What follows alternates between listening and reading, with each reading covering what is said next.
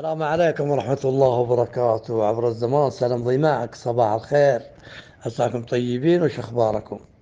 السنة هذه نبغى نغير أسلوبنا حنا الجماهير الهلاوية. السنة هذه نبي نغير أسلوبنا مع الإدارة ومع الفريق وكل شيء.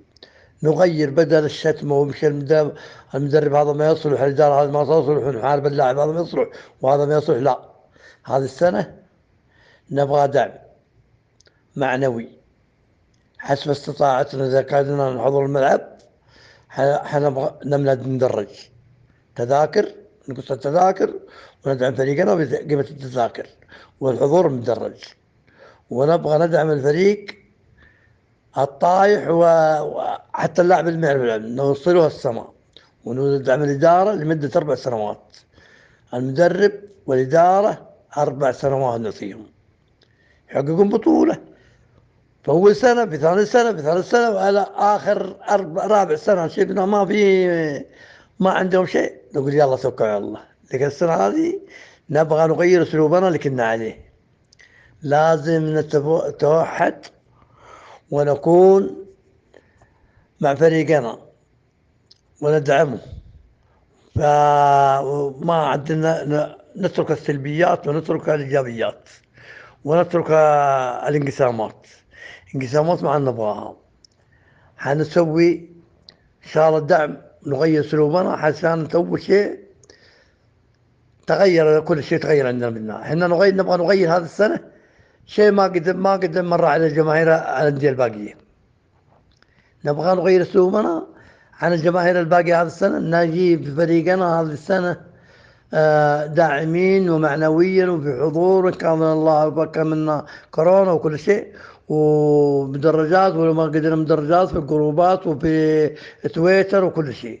نغير اسلوبنا علشان قالوا نجيب لنا اسلوب جديد، ما هو الاول اللي كان من الاول يخشون علينا الاعلام اللي ما يبغى نادي والحاسدين والحاقدين، ويفرقون بيننا وبين لعيبتنا وبين ادارتنا وبين مدربنا. لا، نبغى نغير، نبغى نكون على قلب رجل واحد، داعمين للإدارة وللاعبين ولكل من يحب النادي الأهلي. والذي يجي يدعم النادي الأهلي ماليا ومعنويا حنوقف معاه وحندعمه. عضو شرف، إعلامي، مشجع، لاعب، لازم نكون على يد قلب رجل واحد. هذه السنة هذا طالب من الجماهير الأهلاوية هذه السنة تغيير أسلوبنا اللي كنا عليه. ما هو بكرة الفريق ينهزم من الباطن كان انقلبنا عليه. قدامنا مباريات، قدامنا الباطن، قدامنا الوحدة، قدامنا الاتحاد، كلهم هذول بيلعبون لعبة قدامك ما توقعوا. ويمكن ما الله يوفقنا، هذا توفيق من الله سبحانه وتعالى. ما ندري، يمكن الفريق يقدم مستوى ويخسر، ولا ما هو في يومه ويخسر. نغير ولا والله ما نحضر المدرج، خلاص بطلنا. مع هذا الفريق هذا فاشل، المدرب هذا فاشل، الإدارة هذه فاشلة، يا روح روح ما نبغى خلاص. السنة هذه نبغى نغير أسلوبنا، دعم الفريق ودعم الإدارة هذه. لا نستمر مع دعم الفريق لمدة 4 سنوات على قلب رجل واحد. السلام عليكم. هذا رسالة شايبكم محمد الخالدي، العاشق والمجنون والمحب بهذا النادي اللي تعارفنا ما كنا نعرف بعضنا بعض إلا عن طريق الكيان الأهلاوي. النادي هذا اللي نسب في لعيبته ونشتم فيهم أحيان ونطيرهم من عندنا ويروحون أندية باقية ويصيرون نجوم. السلام عليكم. السلام عليكم ورحمة الله وبركاته. أسعد الله ظهيرتكم بكل خير. تحياتي وأشواقي وتقديري لجميع الملكيين. والله هذا اللي أرسلته، الكلام اللي تكلم به أخونا وحبيبنا حماد الخالدي، كان هو بداية نقاش في قضية الجروبات المخترقة بالنسبة للنادي الأهلي، وأن هناك يعني جروبات لها يعني أهمية في في إيصال صوت النادي الأهلي إلى الإدارة، وأن هذه جروبات مخترقة من الجماهير المنافسة اللي هي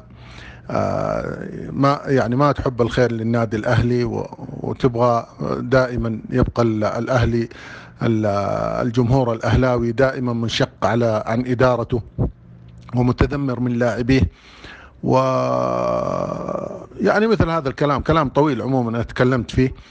وموضوع ثاني كنت تكلمت فيه في نفس يعني في نفس التسجيل، انه هناك لابد للإدارة أهلاوية من إعادة النظر في طريقة التعاقد مع اللاعبين، واتباع أساليب الأندية التي نجحت في استقطاب لاعبين يعني جيدين، كيفية طريقة استقطاب هؤلاء اللاعبين. وكان من ضمن الكلام اللي تكلمت فيه إن الله لا يغير ما بقوم حتى يغيروا ما بأنفسهم. يعني لازم تغير أسلوبك وطريقتك، لابد.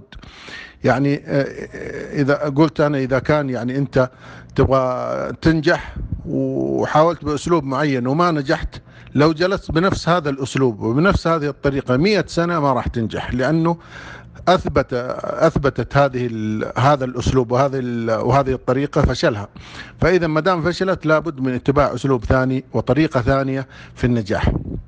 لكن حبيبنا وأخونا حماد الخالدي صاغ الكلام هذا بأسلوبه وبطريقته، فجاء على النظم الذي سمعتموه. وهذا هو المفروض، إذا يعني أن يكون عليه جمهور الأهلي، دعما لفريقه، مؤازرة ومساندة لإدارته، ويعني الصبر ثم الصبر ثم الصبر على الفريق وعلى المدرب وعلى الإدارة.